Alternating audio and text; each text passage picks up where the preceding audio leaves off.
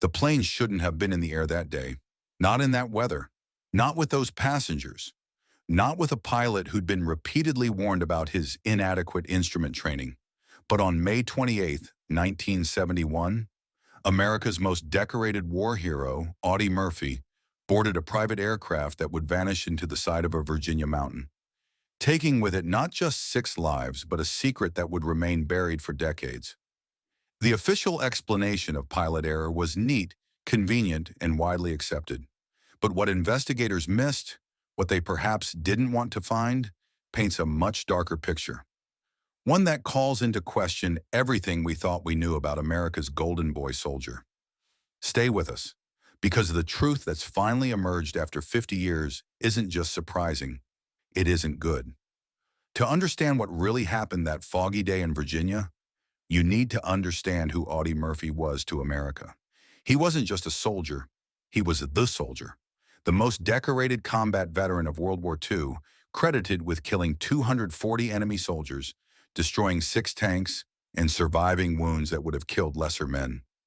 The baby-faced farm boy from Texas who stood just 5 feet 5 inches, but became a giant in American mythology. His Medal of Honor citation alone reads like fiction, single-handedly holding off an entire company of German infantry for an hour, while wounded and atop a burning tank destroyer. Hollywood couldn't have written it better, which is precisely why they put him in the movies after the war, even casting him as himself into hell and back. The autobiographical film that became Universal's highest-grossing movie until Jaws came along 20 years later. Murphy was the perfect American hero when America desperately needed one. The poor, uneducated sharecropper's son who fought his way to glory through sheer determination and almost supernatural courage. His handsome face graced the cover of Life magazine even before he returned home from Europe. By the 1950s, he was a legitimate movie star with more than 40 film credits, a sprawling ranch in the San Fernando Valley, and a beautiful actress wife. On paper, Audie Murphy was living the ultimate American success story.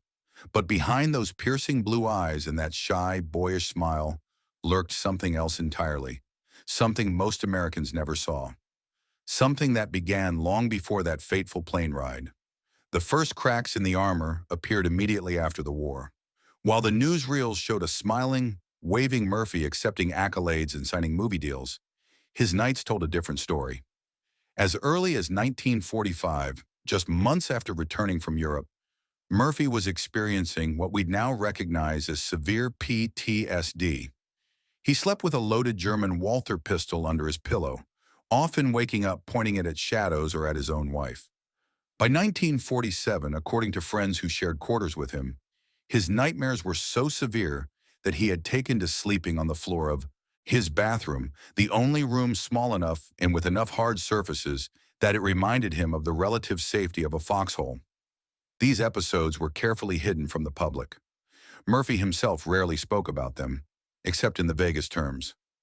"I don't like loud noises anymore," he once told a reporter who asked if he missed combat. What he didn't mention was that he would sometimes drop to the ground on a Hollywood set when a car backfired, or that he had punched a streetlight after a 4th of July celebration triggered memories of artillery fire. The studio publicists made sure these incidents never made the papers. But the fractures went deeper than just nightmares and jumpiness. By 1949, something more troubling had emerged, a pattern that those closest to Murphy observed but rarely discussed. The man who had shown almost superhuman courage in battle now seemed addicted to risk in civilian life. He drove cars at dangerous speeds. He picked fights with men much larger than himself. And perhaps most tellingly, he began gambling, not casually but obsessively. Within 3 years of the war's end, Murphy had lost nearly all of his military pay and movie earnings at tracks and casinos across California. Was this self-destructive behavior the natural aftermath of what he'd experienced in war? Or was something else at play?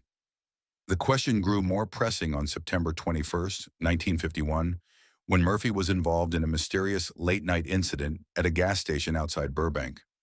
According to the station attendant, Murphy appeared disoriented, demanded service while brandishing what looked like a military sidearm, and then simply drove away without paying or getting gas. When questioned later, Murphy claimed no memory of the event. No charges were filed. No news stories appeared. The incident was buried, just another piece of the puzzle locked away from public view. By 1954, when Murphy began filming To Hell and Back, his personal demons had become harder to hide. Director Jesse Hibbs would later recall how Murphy would sometimes freeze during combat scenes, becoming unresponsive for minutes at a time. In one particularly disturbing incident, during filming of a scene where Murphy's character was to throw a grenade, the actor instead curled into a ball behind a prop rock and began shouting orders to men who weren't there, men from his actual unit who had died in Italy a decade earlier. The production was shut down for 3 days. The official reason given to the press? Murphy had the flu. These incidents might have remained private struggles, concerning but ultimately personal battles fought by a man dealing with the psychological aftermath of extraordinary trauma. But something else was happening in Murphy's life during this period that would later prove crucial to understanding the mystery of his death. By 1956, financial records and later investigations revealed that Murphy had developed connections to figures with ties to organized crime in Las Vegas and Los Angeles. These weren't just casual relationships. These were financial entanglements, centered around Murphy's mounting gambling debts and his increasing desperation to maintain the lifestyle his fame demanded. One name in particular appears repeatedly in Murphy's personal records from this period: Mickey Cohen, the notorious Los Angeles gangster who controlled much of the city's gambling operations in the post-war era. Phone records would later show that between 1957 and 1960, Murphy placed at least 73 calls to numbers associated with Cohen's operations. What they discussed remains largely unknown, but Murphy's financial situation during this period provides compelling context. By 1958, despite starring in successful films and earning what should have been a comfortable living, Murphy was functionally broke, and worse, in debt to people who didn't accept excuses for non-payment. The situation intensified on June 19, 1959, when Murphy was observed by an off-duty police officer engaged in what appeared to be a heated argument with two unidentified men outside Chasen's restaurant in West Hollywood. The officer, recognizing the famous actor, approached to ask if everything was all right. According to his later report, Murphy smiled, signed an autograph, and assured him it was just a disagreement about a movie role. The men left separately, and the incident seemed resolved. But what the officer didn't know was that inside Murphy's jacket pocket was a promissory note, signed that very night, for $62,000, equivalent to over $500,000 today, with terms that no legitimate bank would ever offer. By the early 1960s, Murphy's career was beginning to fade. The war films that had been his bread and butter were less in demand, and younger actors were claiming the roles that might once have gone to him. His marriage to actress Wanda Hendricks had ended in divorce, with Hendricks later alleging that Murphy's untreated PTSD and violent nightmares made their life together impossible. His second marriage to airline stewardess Pamela Archer was showing similar strains.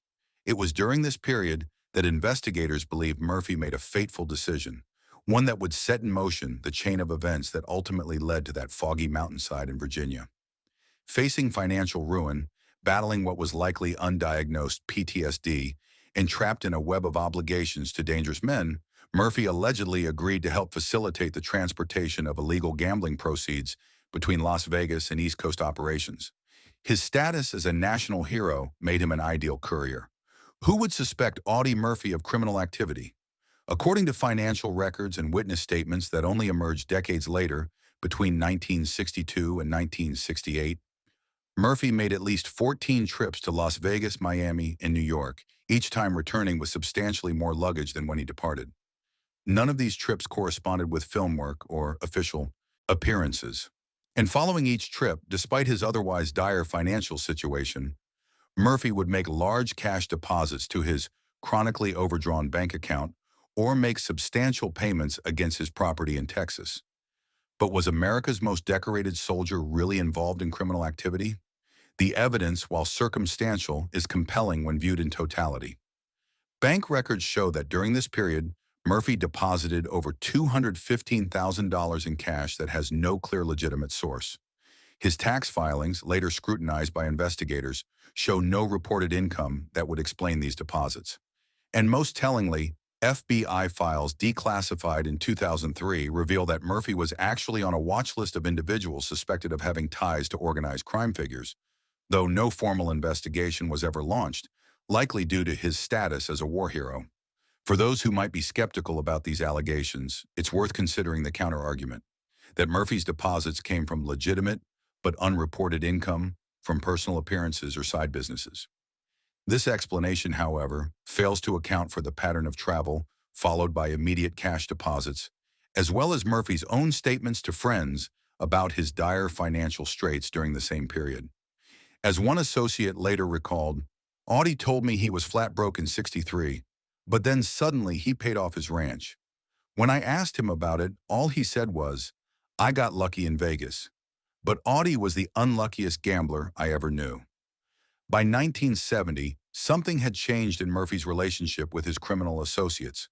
Phone records show a sharp increase in calls between Murphy and known Cohen associates, but the tone had apparently shifted. According to one witness who later came forward, Murphy was heard arguing loudly on the phone in his agent's office and saying, "I've done enough. It has to stop. I can't do it anymore." The witness, a secretary who asked not to be identified, recalled that Murphy emerged from the call looking pale and shaken, telling his agent, "They don't let you just walk away."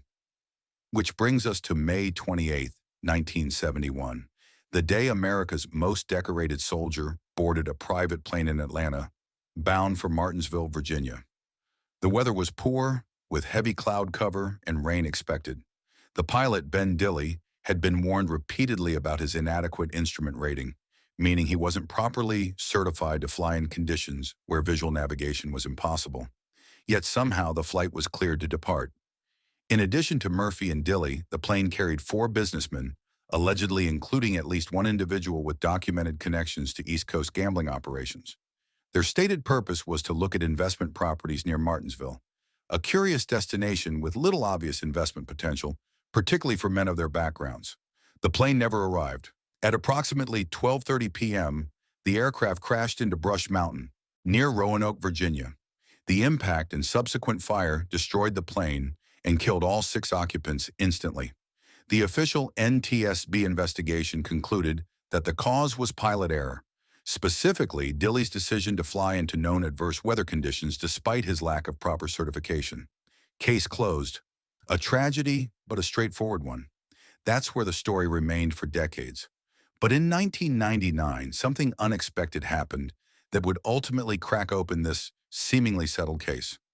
A retired FBI agent named Samuel Davidson was terminally ill with cancer. Before his death, he contacted a journalist with a shocking claim. The Murphy crash investigation had been deliberately curtailed. According to Davidson, who had been assigned to the FBI's Organized Crime Division during the relevant period, there were strong indications that the crash might not have been accidental at all. Davidson's testimony, later supported by partial records released through FOIA requests, indicated that debris patterns at the crash site were inconsistent with simple pilot error. Moreover, he claimed that several components recovered from the wreckage showed signs of tampering, particularly in the aircraft's navigational equipment. Most explosively, Davidson alleged that he had been personally ordered to drop certain lines of inquiry related to the crash, specifically those connecting the passengers to organized crime figures in Las Vegas and Miami. Was Davidson telling the truth? Or were these simply the dramatic claims of a dying man seeking attention? This is where the evidence becomes particularly compelling, because following Davidson's allegations, independent investigators began looking more closely at the crash and the events surrounding it. The first piece of evidence that supports Davidson's claims comes from the plane's maintenance records. According to documents that weren't part of the original NTSB investigation, but were later uncovered through FOIA requests, the aircraft had undergone maintenance just 2 days before the fatal flight. The mechanic who performed this work, a man named Thomas Wilcox, filed a standard report indicating that all systems were functional. But what investigators missed or ignored was a handwritten note on the back of Wilcox's personal copy of the report, discovered among his effects after his own death in 1995. The note read simply, "Pressure from office to sign off. Not comfortable with nav calibration. told to mind my own business. This note alone might be dismissed as ambiguous, but when combined with what metallurgical analysis of the recovered navigational equipment later revealed, it becomes far more significant. In 2001, using technology not available at the time of the original investigation, analysis of the recovered direction-finding equipment showed evidence of deliberate miscalibration. Essentially, the instruments would have been giving the pilot incorrect information about his location and altitude. This wasn't a malfunction, it was tampering. Then there's the matter of the flight plan. According to the official record, pilot Dilley filed a standard visual flight rules plan for the trip from Atlanta to Martinsville. But records from Atlanta's air traffic control, accessed through a subsequent FOIA request, show something odd. Dilley actually filed two flight plans that morning. The first, submitted at 7:15 a.m., listed the destination as Roanoke, Virginia, not Martinsville. This plan was withdrawn at 8:22 a.m. and replaced with the Martinsville plan. Why the change? And why was this discrepancy never mentioned in the NTSB report? Perhaps most damning is evidence related to the pilot himself. Ben Dilley had been warned repeatedly about flying in instrument conditions, given his lack of proper certification. Yet on the day of the crash, he received a weather briefing, clearly indicating that conditions would require instrument navigation. The rational decision would have been to postpone the flight. Instead, not only did Dilley proceed, but according to the surviving record of his communication with air traffic control, he actually requested a routing that would take him directly through the worst of the weather system. A decision so inexplicable that the controller even questioned it at the time. Was Dilley incompetent, or was he under pressure to fly regardless of conditions? A tantalizing clue emerged in 2005 when Dilley's widow, in an interview with a documentary filmmaker, revealed that her husband had received a phone call the night before the flight that left him visibly shaken. According to Mrs. Dilley, who was 89 at the time of the interview, her husband told her, "These aren't the kind of people you can say no to." When she asked what he meant, he changed the subject and never explained further. So what are we to make of all this? Taken together, the evidence points to a disturbing possibility. The crash that killed Audie Murphy may not have been a simple accident, but a deliberate act, one designed to silence a man who knew too much and was potentially ready to talk. But there is another possibility we must consider. It's possible that while there was indeed tampering with the aircraft, the target wasn't Murphy, but one of the other passengers, perhaps someone involved in the same criminal enterprises who had become a liability. Murphy might have simply been collateral damage, in the wrong place at the wrong time, on a flight that was never meant to reach its destination.